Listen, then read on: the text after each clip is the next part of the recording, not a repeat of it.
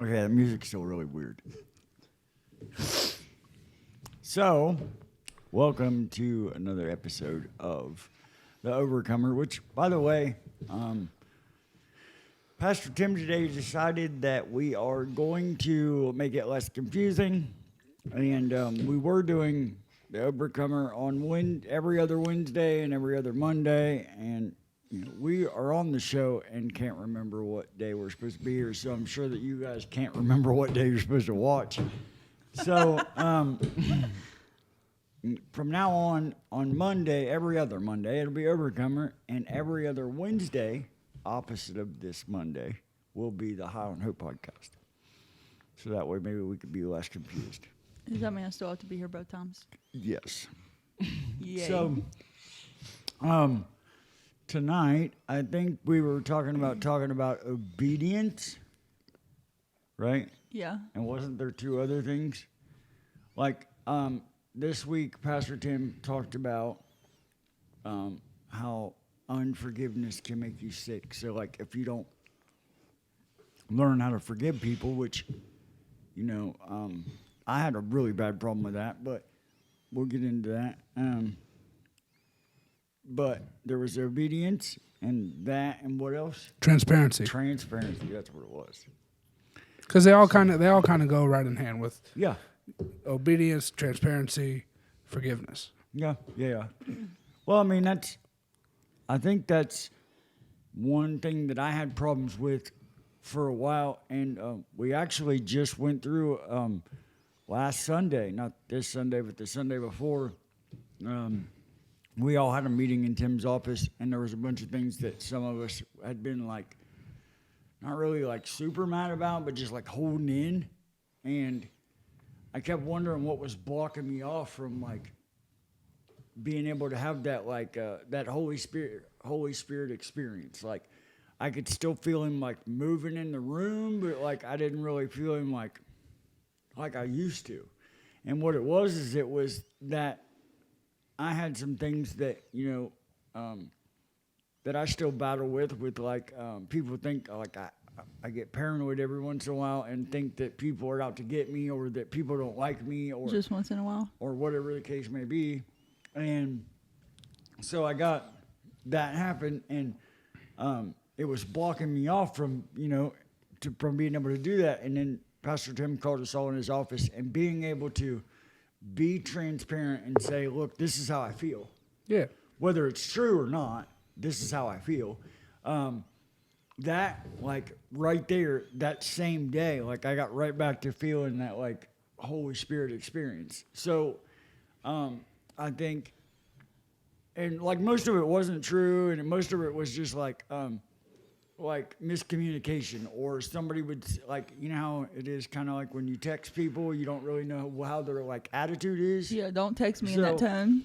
Yeah. We, as a team, we don't really call and talk to each other. It's all on text. We're all in, like, group chats together. So, like, you don't ever know what somebody's, like, tone is. Right. So it was just me taking a tone the way I wanted to take it instead of the way it was actually meant. So by being transparent, it made it to where we could get through that and right back to normal. That's why I'm a huge fan of phone calls.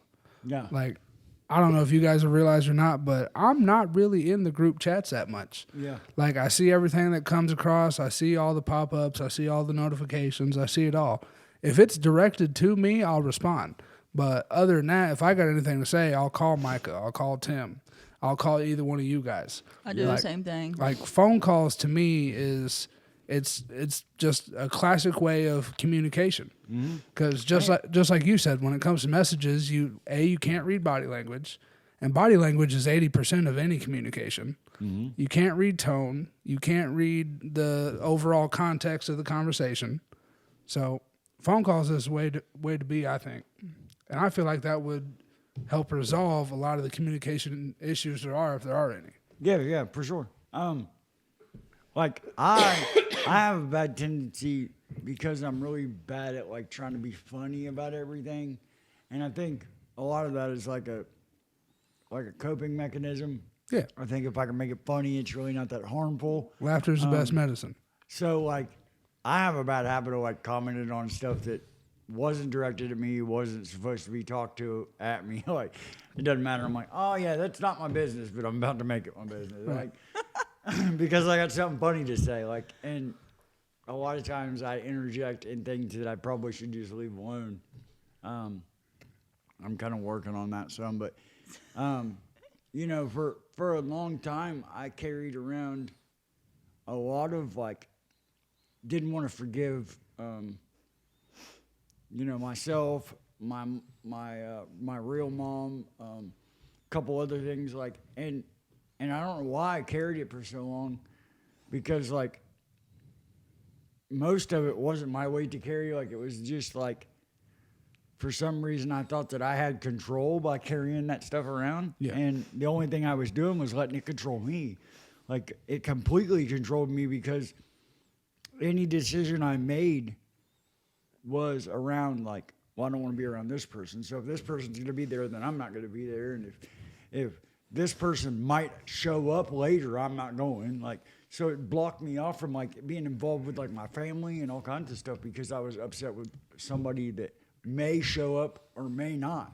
And most of the time I never even showed up anyway. See, my problem is that I'm always super quick to forgive everybody else. I'm so good on it, like it's to a fault.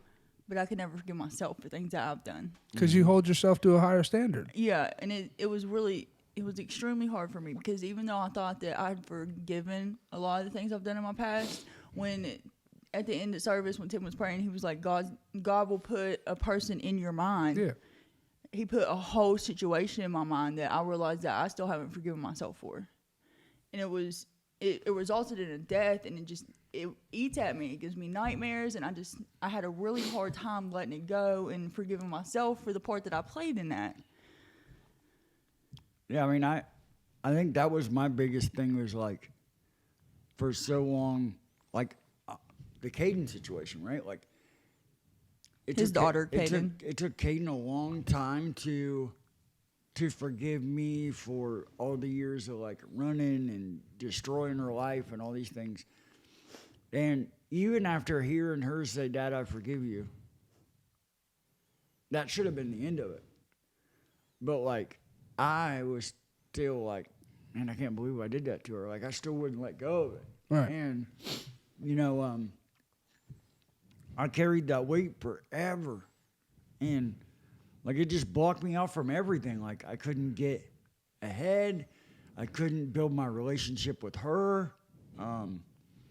I couldn't, you know, get more in touch with the Spirit. I couldn't get, you know, grow more in the church and in the ministry. Like, pretty much that one little thing that everybody else had already forgiven me for was blocking off my whole life.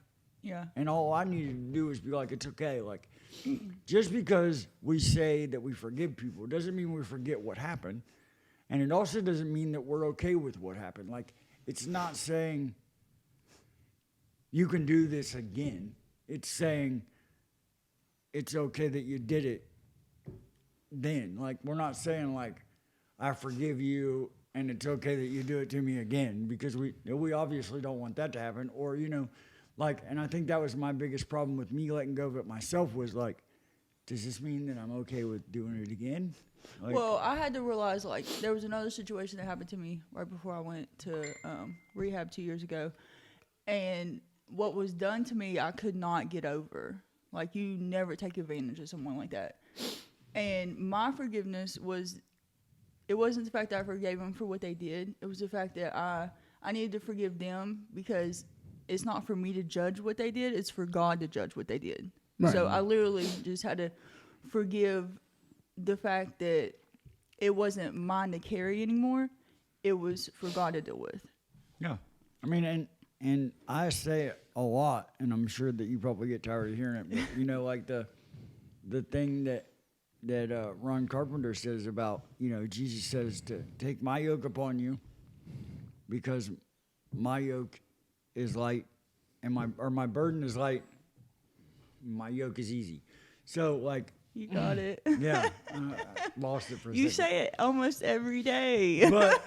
but and It's a good one to have inscribed. yeah. by yeah, doing that, I absolutely. remind myself, like, this isn't mine to carry. Like, I'm supposed to give it to God. And a lot of times, like, I just had this conversation with a girl yesterday. She said, I just wish somebody would tell me what's going on. I said, it's not for you to know yet. Right.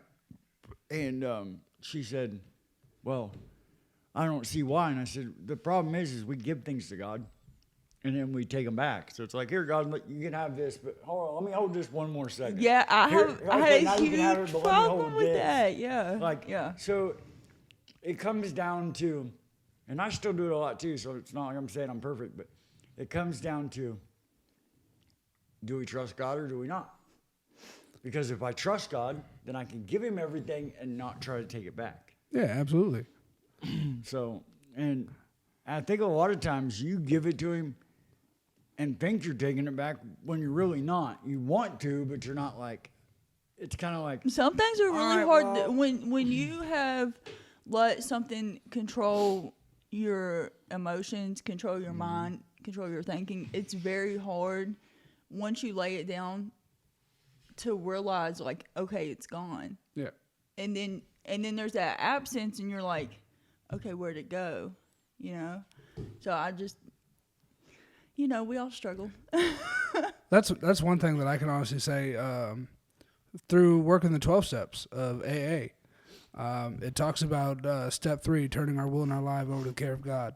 And I definitely feel like that comes with, as long as I turn my will and my life, I can not just do it for now, but I can also see where he plays a part in my past as well. The first time I worked the steps, I didn't take them as real as I should have. Mm-hmm. And then when I went back over the steps the fourth time, I was like, wow, this is like, if you really do it the right way. Absolutely. Like, it's the same thing as like becoming new to Christianity. When you're new in Christianity, you learn like you can get rid of all these character defects, you can change, and people aren't going to judge you for who you are. You were, they're going to see who you are now. And I didn't realize that until after I had went over them a couple times. I think with me, like, I did the steps, right? And, like, I read it, and it kind of made a little bit of sense. But then by this Christian walk that we're in now, like, now it makes sense. Yeah. Like, now I understand, like, oh, that's what they meant. Like, I get all these, like, aha moments, like, all the and you're time. like, oh, that was in the big book. And Or, I'm like, oh, that's in the oh, steps. I do absolutely. that all the time. Yeah. So, like, I had the big book Yeah. pretty much memorized, but then, like, the more that I read in the Word and the more that, like, I sit and listen to different pastors and Pastor Tim, and I'm like, that's what that meant. Like, I read it 1,000 times and thought it meant something else, but now I'm like, oh, okay, now I get it. Like, but it took that, like, and I think that's why it's so important for us to have people that can help people, because, like, the big book is amazing, but at some point it stops. Yeah. And then, like, when it stops, most people are afraid to get into the Bible. Like, that's a big gap. And it's a huge step. It's a huge step. So I think it's great that we have so many people that are willing to walk hand in hand with people through that gigantic gap that's in between the two. It's like, it's not that bad. It's even better on this side. Like, I can tell you right now, the transition for me was like, I understand how some people can see like that gap as being so insurmountable, but for me, it was just it got to the point where, like, when I first got introduced into recovery, when I got first introduced to that big book, one of the very first things I was told by an old timer in recovery was, this book is just an equation. The answer will always be God. Oh, that's good. That's really good. I like that. And so when that's why I started reading. I started reading that book as if, like, I put it in my mind, I knew I was not going to find the answer to my problems in this book. But what I was going to be able to do was I was going to be able to learn how to understand my problems more. yeah, okay, that makes sense. Yeah. And then once I got an understanding of my problems, and once I'd be able to found myself in this book, my mind instantly reverted back to that, well, they told me God was the answer. Mm-hmm. So now that I can understand my problems, and they've been like kind of Barney-fied for me and broken down into a simplistic way, like, now I can go to the answer. And for each one of the 12 steps, you can find a biblical representation of it. Absolutely. Yeah, it's because the steps were originally taken from the 10 original concepts, I think, from the Oxford group. Yeah. And they were, like God rooted. Like it was, and then they had a bunch of people that when Bill and Bob took over, that's when people were like, I don't know about the whole God thing. So they were like, it's a God of your understanding. Like they had to do that to get people to, and for a long time, I took that piece of the big book and that's what I lived on. Yeah, absolutely. Because it doesn't have to be Jesus. It was a cop out.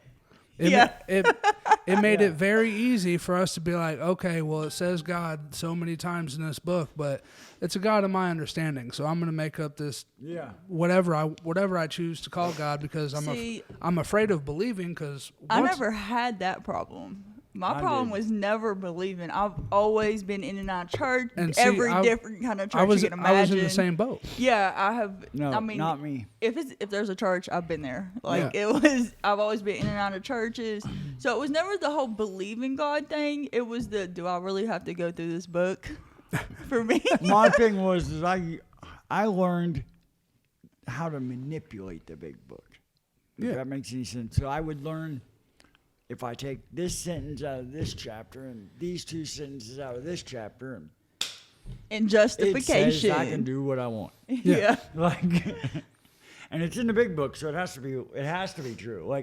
And I got really good at doing that. A lot of people do that with the Bible as well. They'll take this, and this and try to justify their actions. Oh, definitely.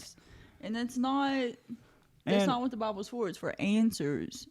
But I mean, with the big book, when I finally started thinking of, right at the end, right before I stopped, really doing much with the big book and started sorry about coming that. to church, right there at the end, it finally made sense when somebody told me the big book is a vehicle. Yeah. And that vehicle is Corey to Chambers. take you to God. Yeah. Corey Chambers. Shout out my sponsor. Oh, So, you got a good one. He told me, he was like, you've been using the big book as a lifeline. Yeah. It's what's going to save you. And although the big book is amazing, it's a vehicle. Yeah. And the vehicle is to take you to God. Absolutely. And once that clicked in my mind, I was like, Now, what's crazy is the very first person that ever took me to a meeting from Amity was Corey Chambers. Yeah. I was not ready to hear the God Jesus talk that him and Larry Cassidy were. Yeah, you picked the talking wrong about. one to go to a meeting with. Absolutely. So I remember going back to Amity and looking at Judd and going, "It's cool, just send me back to the regional. I'm done." Because Corey told me without God I was going to die, and I was like, "Okay, back to the regional we go." Right. And Judd was like, "Whoa, whoa, whoa!" And if I would have just been able to understand, comprehend, and soak that in right then when he told me, I'd have more clean time than Tim and Austin. It's just, but God has a plan, of course, and my plan was not to be sober then. And I think it's because, I connected with a lot of people that are still out there now. Yeah, absolutely. That we connect with every time we go out to reach the streets. I see. Yeah. And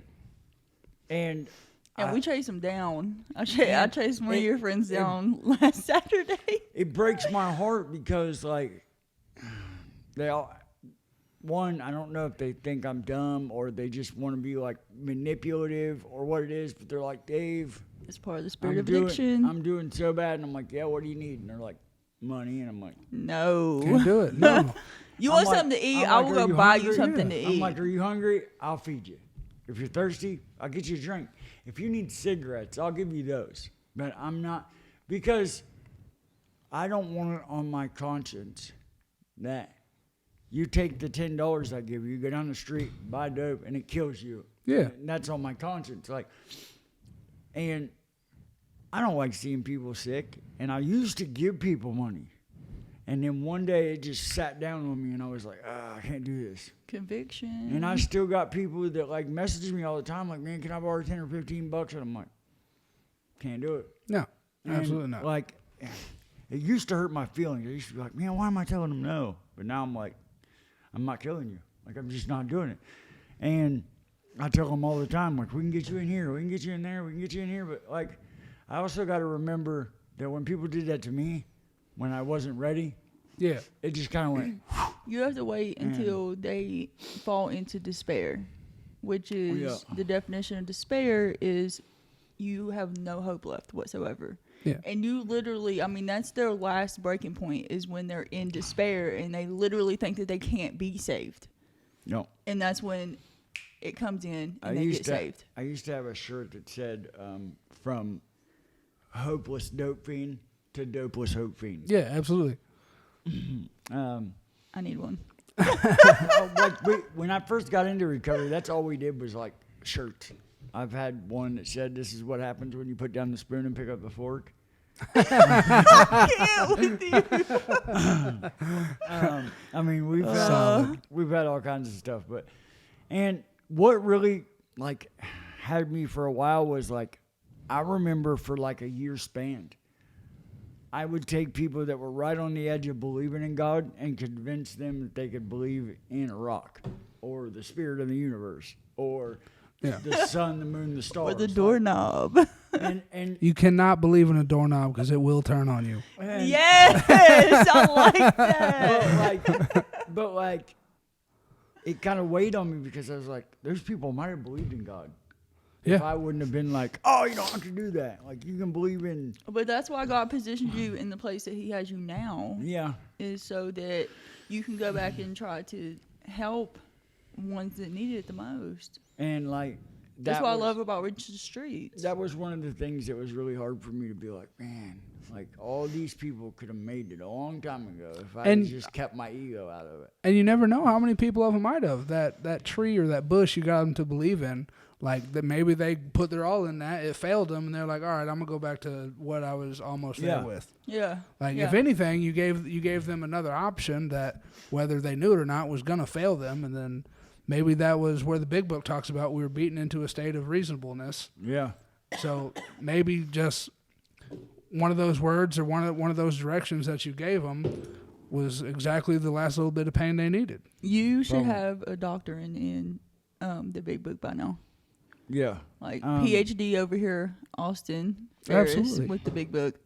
Well, I mean, I can pretty much. I spent 17 months in that book. I know it. I mean, I remember when I first got sober was around the same time that Austin, Alexander, and Rich, and Chad Beveridge, and like all we did was big book study meetings. Yeah. Like that's all we did, and like we'd go to like 2 or 3 a day, every day, and that's all we did. I remember actually seeing you at it was a 12 o'clock meeting. Yeah, the probably like Flying High or the Out to Lunch Bunch or something like that. It was right after you messaged me for the first time, So- and my friend was like, "Well, you're not doing anything today. We're going to a meeting." And I was like, "Okay." And I ran into, and you were actually chairing the meeting that day. Oh, that was the so that was You were at- still in your work clothes. Yeah, that was at the it was at the same building, the 19th Street Church of Nazarene. Yeah. It's at the same building, the We Are Not Saints, but they had it was back when Willingness is Key was at noon. Well, I was actually paying attention for once, and I was actually listening to like everything that you were saying, and I was like, maybe I really should be taking this big book thing seriously. I don't remember what we were talking about that day, but I was talking about how I think it was like pride and ego, because that's what I struggled with the most at the beginning was like, and it was definitely wasn't- your pride. It wasn't like It wasn't really the having ego, it was too the much pride. pride and ego. It was not having any at all. So I would cover it up by acting like I had a bunch. And that is a very good point right there, because a lot of people look at ego and they're like, oh, ego is just where you feel like you're better than everybody else. No, ego goes both ends of the spectrum. Yeah. Ego is either I feel like I'm better than everybody or I feel like I'm less than everybody. Yeah. That's what a lot of people don't get. So when some people say they struggle with ego, they can either be talking about how they don't feel any value to themselves. Yeah. Or they value themselves too much. Yep. So when you go into a conversation, they'll let you know which end of the spectrum they're on. Yeah. What's that? And my problem was I had no confidence in myself and no faith in myself, but I knew that I couldn't let other people see that. So like I'd go into a meeting and act like I was the coolest guy in the room, and I was super arrogant, and just like it made people like, I don't want to be around him, and like he's a complete and total d-bag, like, and it was a good defense mechanism because it kept people away from me. And Absolutely. kept them from like really knowing who I was. Yeah. But it also blocked out the people I needed in my life that were going to pull me through that crap. Because of what one of our other topics is today, lack of transparency. Yeah. Oh, Transparency man. was rough. Like that was one of the things that was just, and I was good at giving like, I'll give you a little bit of transparency and I'll give you a little bit, but I'm not going to give you full transparency. And then I think I just took too much and was like, here it is. This is what it is. Yeah. Take it or leave it. This is what it is. See, and I I was had a- like, I can breathe now. Like, Yeah. yeah. I had a really hard time with the transparency of my own problems.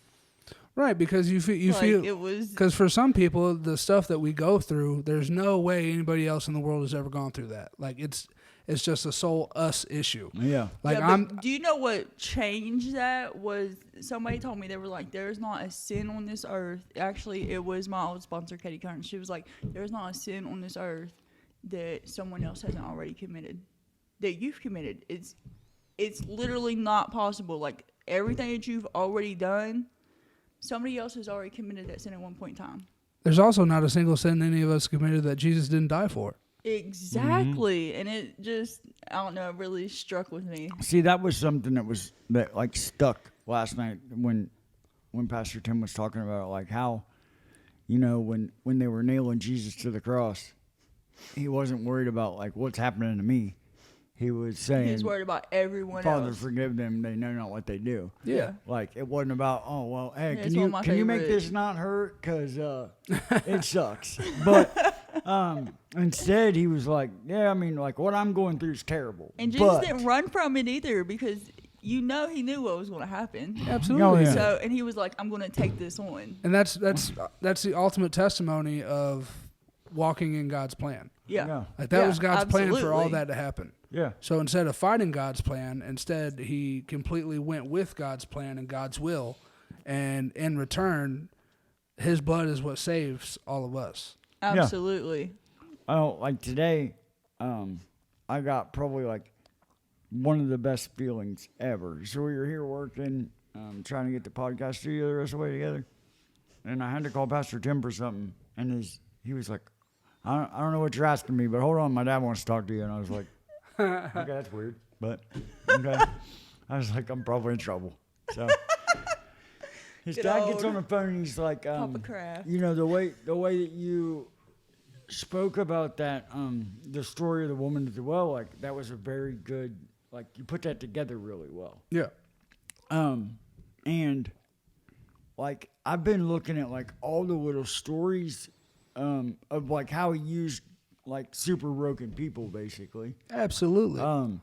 You know, like so me being artistic, I'm like real big into like history of art. So Van Gogh and Michelangelo both used broken brushes.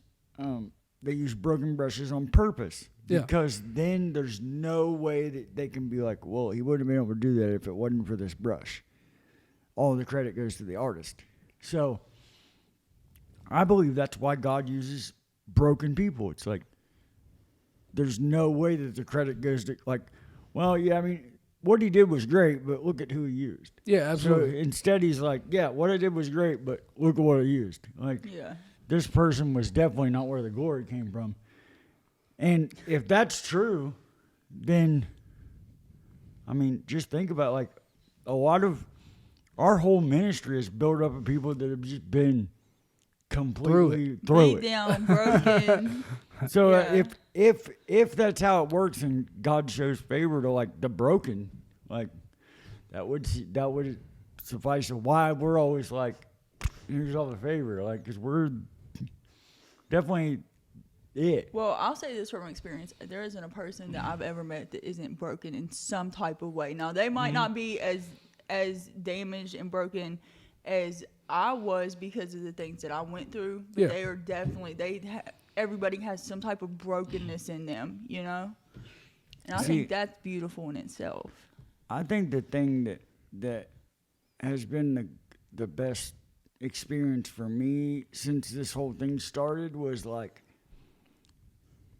of course my mom and dad believed in me when I was, growing up and stuff. So it's not like I've never felt that before, but like everybody since I've been like 19 or 20 has always like waited for me to fail. If that makes any sense. Like Absolutely. they've always been right there, but not because they're like, They're you always got waiting this. when the other shooter drops. Yeah, not because they're like, you got this, come on. And not that they were like, wait, here it is. Right here's where he's going to drop the ball. Yeah. Like, and so that's what I got used to. And seeing the other side of that, where like when I struggle, I have people that are like, get up, you can do this. Yeah, Like, absolutely.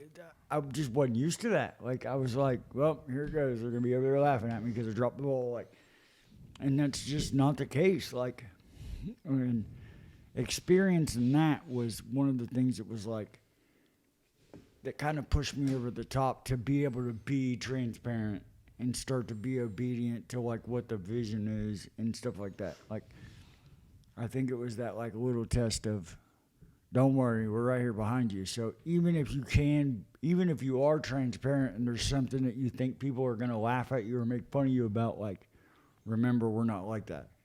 Yeah. Yeah. It makes a whole big difference when you can see the word in action. Mm-hmm. When you can see a group of people that at one point or another, like, we didn't have nothing. Yeah. I know each and every single one of us sitting at this table. Quite literally. At had one nothing. at one point or another, there was a moment in our lives where we didn't have nothing, and that so goes on with a lot of our congregation, the leadership, all the way up to the pastor. Yeah. There's moments in time where we didn't have nothing, and now that we're living in God's favor by being obedient, by being transparent, by showing forgiveness to all these different people that have caused these moments in time in our lives, we're starting to get a little bit of stuff back. And for people that didn't have nothing, to even catch a glimpse of what it is that they want, we're going after it. It's Oh, yeah. life changing. It is life changing. Yeah, and Once he gets also, I his think- grip on you a little bit, it's life changing. I think also when you don't have anything at all, the smallest, Yeah. like the smallest like bit of favor, it's like, yep, not chasing dope anymore. I'm going after that. Like it's just that Because quick. the same feeling the bag gave us is the same feeling we found in something else. Yeah, And we're not chasing the bag, we're just chasing the feeling that it can give us. yeah, So if we can find that feeling in something else and not kill ourselves, yeah. yeah, Absolutely. I'm gonna go this way. And the gratitude you find from it Yes. is unreal. I mean, Yeah, I that, find gratitude in the tiniest little things that I have every day, you know? and I'm getting better about expressing that gratitude to people. Like, I've always been like really grateful, but being able to like tell people that I'm grateful without like writing it down and being like, here, read this later. Right. I still do that. Here's my huge I box of love letters. I still do that, but I think that's more of that like fear, than anything. But I'm getting to the place where I'm capable of saying, I am grateful that you're in my life, like, and not feeling like people are gonna be like, oh, yep, he's weak. And that comes from a fear of rejection. Yeah. Absolutely. So I think, but it is very clear that it started. That whole process of growing into what I am now all started with like being able to be transparent with the people that were pouring into me, and like me and you worked through a lot of problems. But if I wasn't able to be transparent with you about what those problems were, we'd have never worked through it. No, we wouldn't have. And it wasn't even a problem with me and her. It was a problem with things from the past. But if I wouldn't have been able to be like, look, this is what's happened before, and this is what I'm afraid of, then we could have never worked through it. So like, We worked through a lot. but by being transparent with her and it not going bad, then I trusted her. So when she was like, "You can trust Pastor Tim," I was okay. So now I trust him. And Yeah. then he was like, "Okay, you can trust Micah," and I was like, "Okay." So like it just kind of like trickled down that way. Don't forget, get old Roger in there. Oh, yeah. Listen, we were talking about that today. Like I miss riding around with Roger Yeah. and working and stuff, just because like one, it was every once in a while I wanted to beat my head on the dash, but it's because of the way I was taking things. Like he was trying to learn. Are you listening, And Roger? I know you're watching. He was trying to learn like Savor why the I was moment. doing things or how I was doing them or the purpose or the way or whatever it was. Yeah. He was wanting to learn.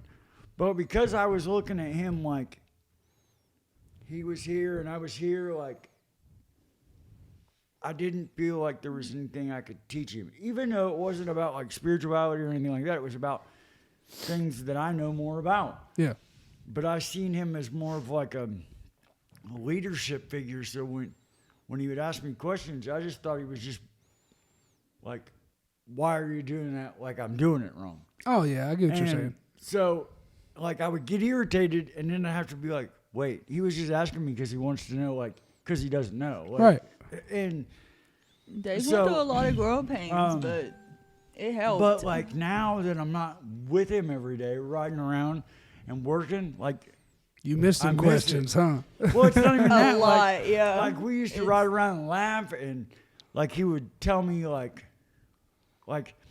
I would ask questions about like when I'm reading the Bible about this or that, and he was really good at being able to break it down and give it to me in like layman's terms. Yeah. Like, and or I would think like, is this what they meant? And he would be like, no, or yes, but it also went here or there or whatever, because like he is really, really, really like good at knowing what the word says. Yeah. So, or I would think like, is this what they meant when they said this? And he'd be like, no, they meant this. And then it made more sense. But like, that's what my days were like 6 days a week. So like when that just stopped, I was like, what am I doing?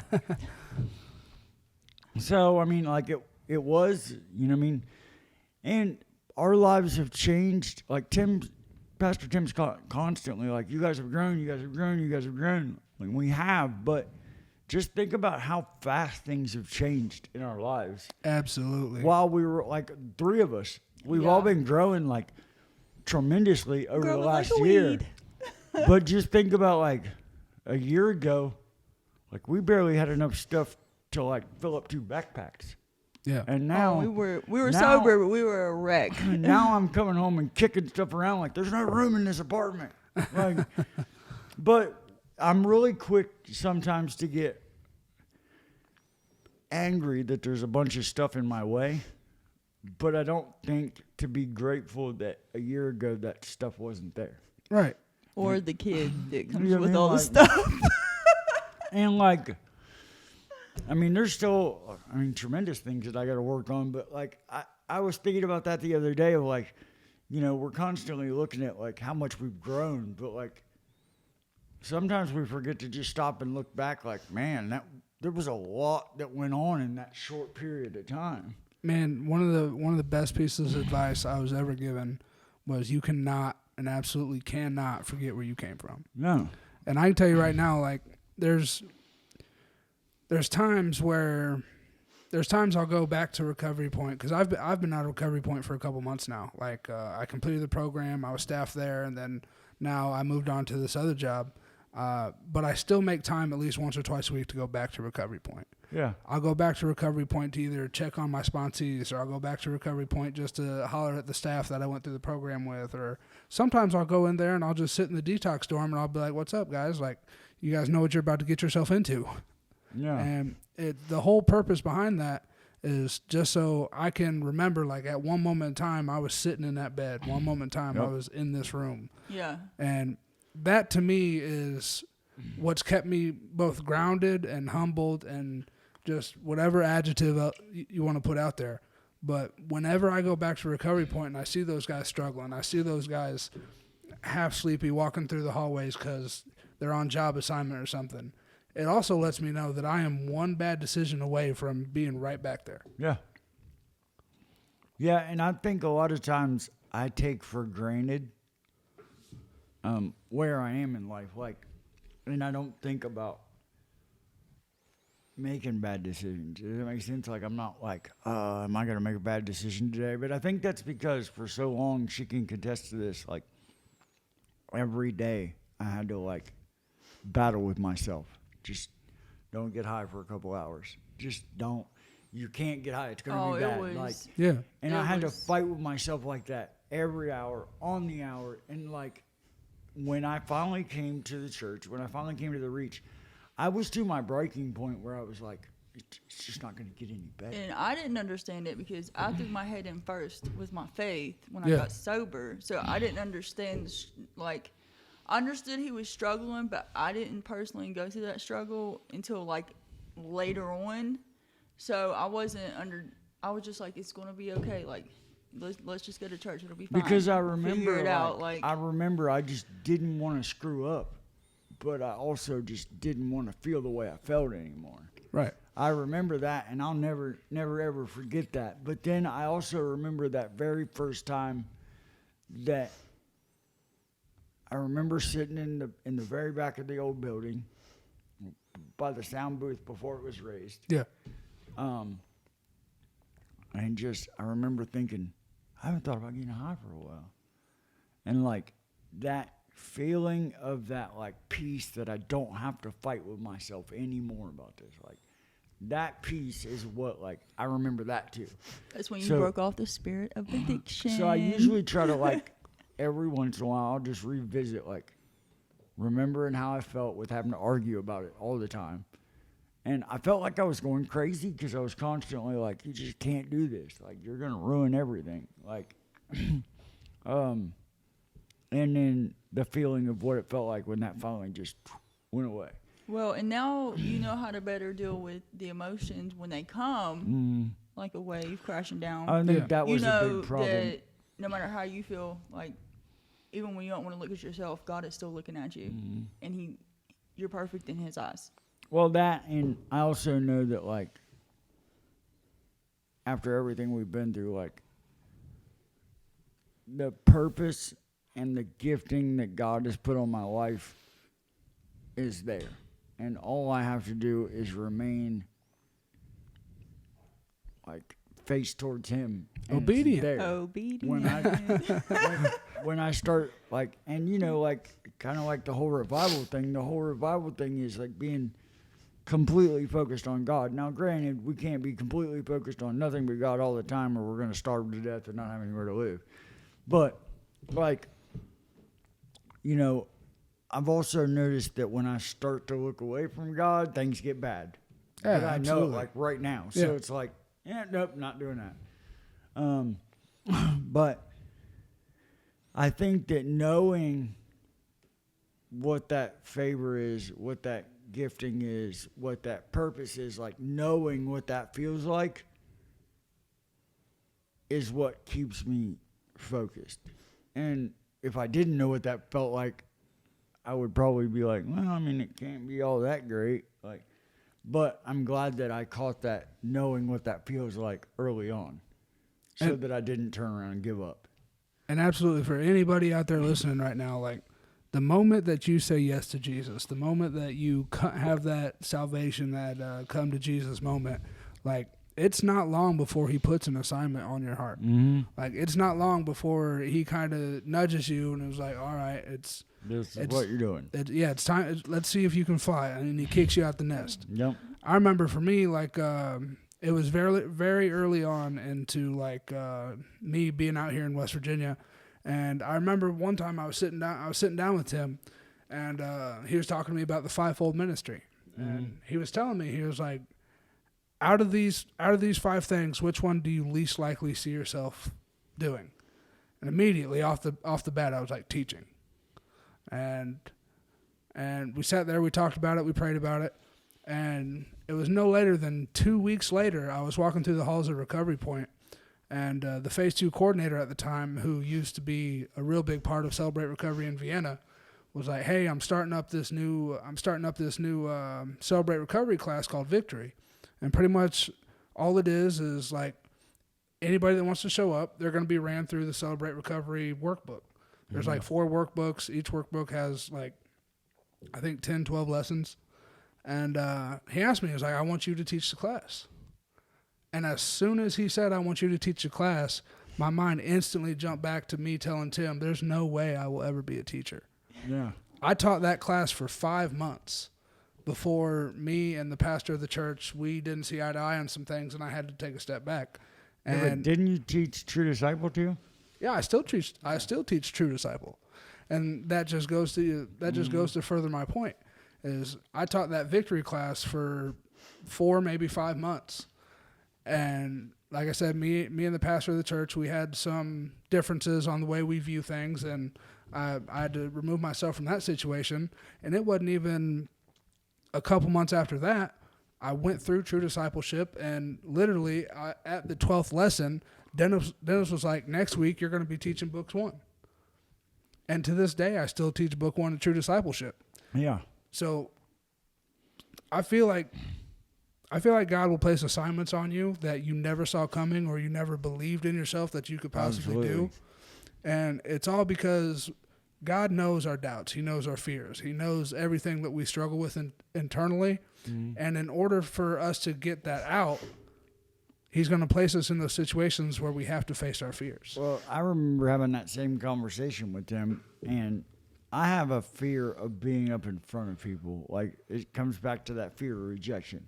I'm always thinking, like, people are talking about me or whatever the case may be. So when Tim was like, "What do you see yourself doing?" I was like, I'm cool being in the sound booth. Back here where nobody sees me, I'm cool with it. Yeah. And then I did my testimony, and Tim come out of the office and was like, "I know what you're supposed to do." And I was like, "Run sound? I'm pretty good at that.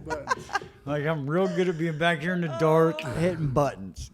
Got it." Yeah, that didn't last long, did it? No, and at first I didn't see what Tim saw until it was like a month ago or something when I went to Recovery Point, and like talking about, you know, what I do, how I do it, you know, and how I'm staying sober and all these things. Like,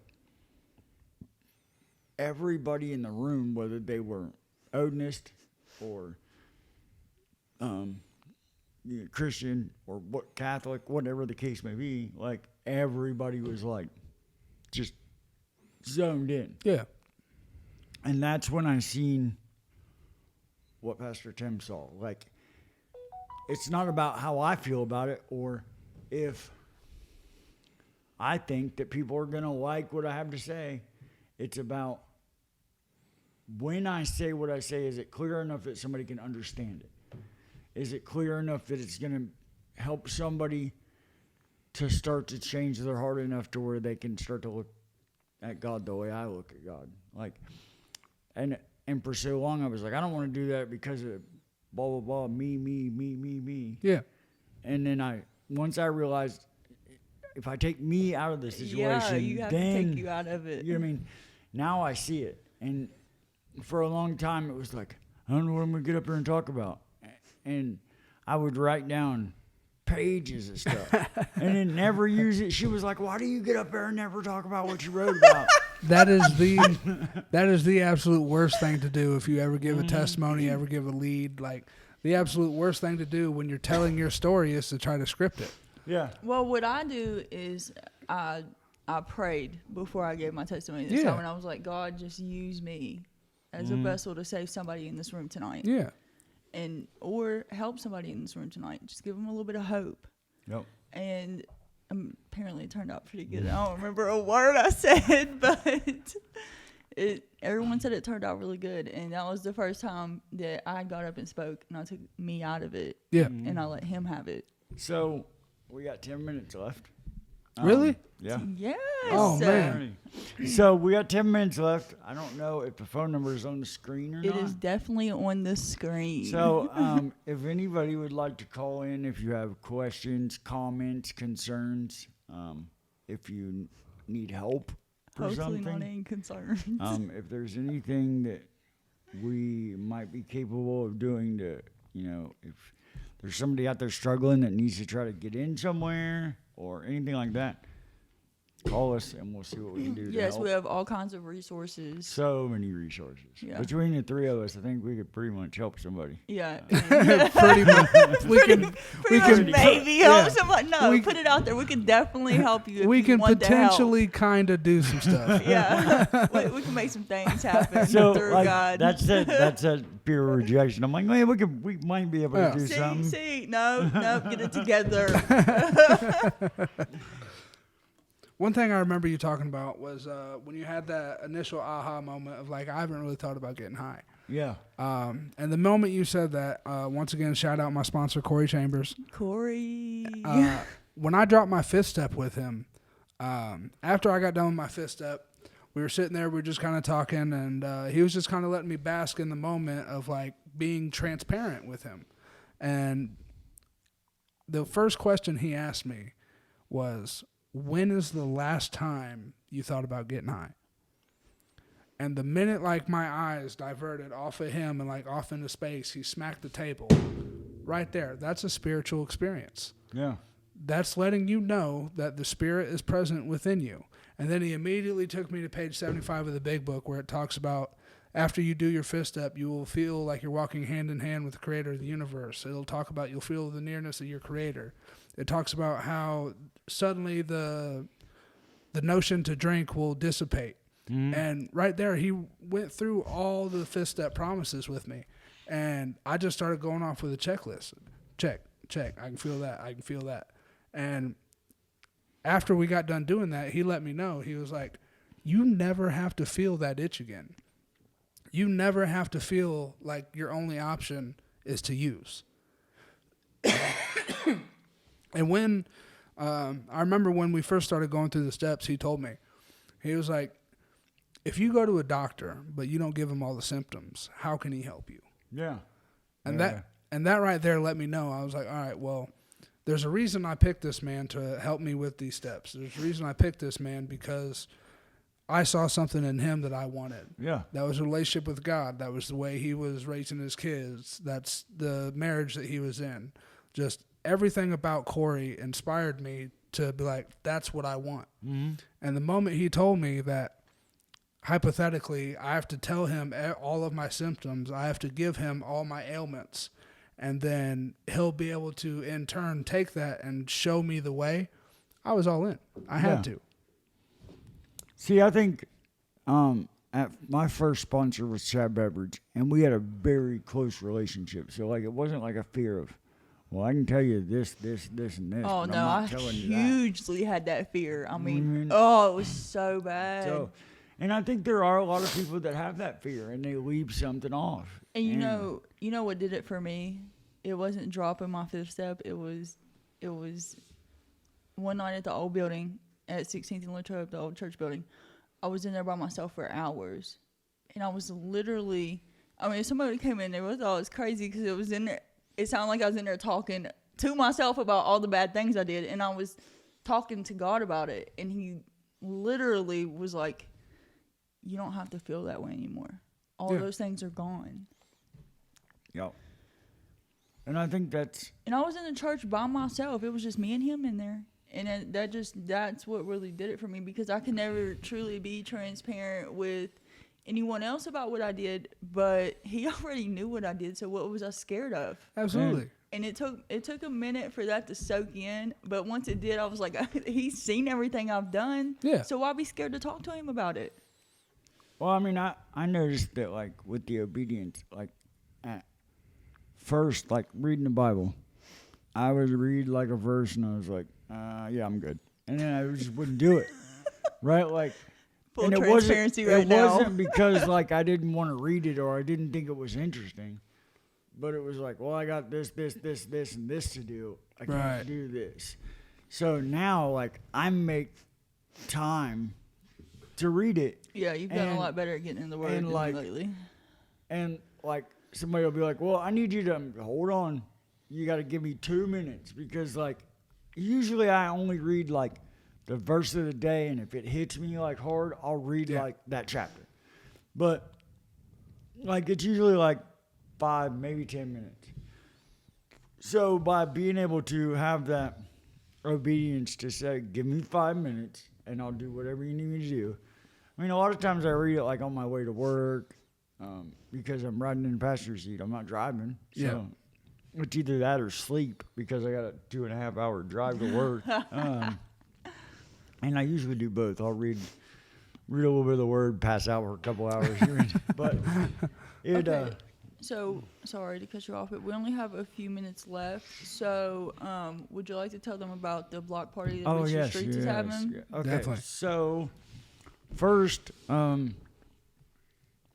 not this weekend, but next Saturday, we'll have Reach the Streets. We will meet at the church at 3:00, and we'll go out and it's not so much about inviting people to church. It's more about like praying for people, seeing if we can help people. We usually try to like hand out some food or whatever the case may be, and just kind of let people know that like, hey, we're here. You just want to love on help people. You know what I mean? Like we're here, and we're gonna be here next weekend, and we're gonna be. I mean, we're not gonna give up on you. We're still gonna be here.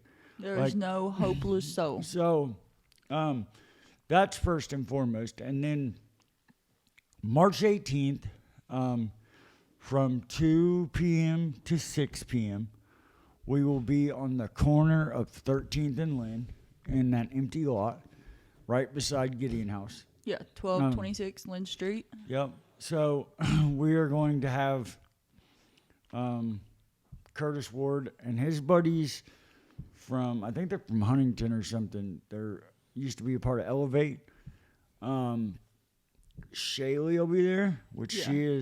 her voice is phenomenal. Well, and she writes her own songs, so it comes from her own experiences. And a lot of and her it's stuff very is like beautiful about and anxiety and depression and That's and good. things like and that. being a woman and being worthy Yeah. of love, and I mean, it's just it's So- amazing. You definitely don't want to miss that one. And then, of course, Ronnie will be there. The True worship team will be there. Yeah. And Caravan. And we're also going to have a little bit of outreach. Yes. We'll have some tables set up from like Angel Harbor. I'm still working on trying to get Westbrook out. I don't know if they'll come or not. Pure Solutions. Pure is gonna- Solutions. We're going to be there. Couple other places. We're gonna do free food all day or the whole time. So there'll be food, worship, and fellowship. fellowship. I don't know. It'll kind of like free for if somebody wants to say something, there'll be time for that. If you You feel know, little like testimonies, if or little you feel like God check-ins. calls you to say something, like you'll have space for that. I don't really want to like script it all. Yeah. So like, I'd rather just let the Spirit move and whatever it does. But the thing of it is we want to let people know what resources are available for them to be able to get help. Yeah. or So- help someone else. Or help somebody else even. But like, so yes, we love to like play music and have fun and be in the Spirit, but this is more about this is what we can do to help you or for you to help somebody else. Like, Well, and another big misconception is that Christians can definitely have fun too. oh yeah. Like Yeah. a lot of people don't realize, like they're like, "Oh no, it's boring." Da, da, da. No, we like to get rowdy and have fun. then- Okay.